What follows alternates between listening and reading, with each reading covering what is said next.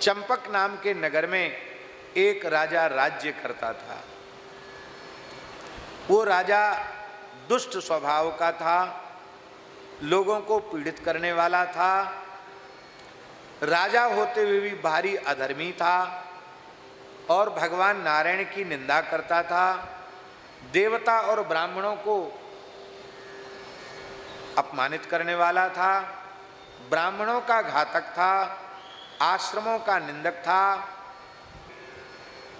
तो अपने घर पे थी वो माँ बेटी, पुत्र भी था उसके। पिता किसान था तो खेत पे काम कर रहा था, बाजरे की खेती थी। माँ ने अपनी विधवा बेटी को रोटी महेरी, छाछ महेरी वगैरह लेकर के, भोजन लेकर के और खेत पर भेजा।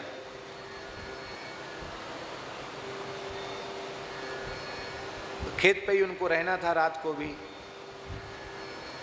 तो शाम को उसने भोजन भी किया और अपनी बिटिया को कहा कि यहीं रहो, कोई बात नहीं, फिर चले जाना, ज़्यादा दूर थोड़ी है घर, चले जाना।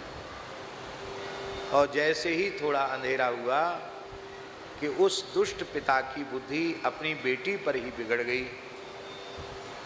उस बेटी को बलपूर्वक उसने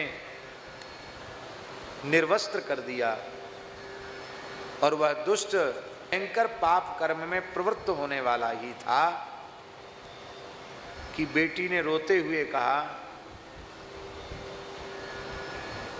कि पिताजी लाइट तो बंद कर दो।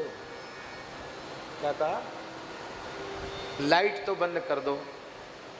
खेत में कमरा वमरा बना लेते हैं ना, तो लाइट में आप सब जानते हो प्लास्टिक का बोर्ड होता है, प्लास्टिक के खटका होते हैं। ये घटना बहुत पुरानी नहीं है, 15 साल पुरानी घटना होगी, मुश्किल से 10-15 साल पुरानी घटना। तो उसने कहा कि ठीक है। उसने स्विच दबाया बंद करने के लिए, प्लास्टिक का स्विच बंद करने के लिए, और इतनी जोर का करंट लगा कि वो तत्काल धड़ाम से गिरा और वहीं मर गया।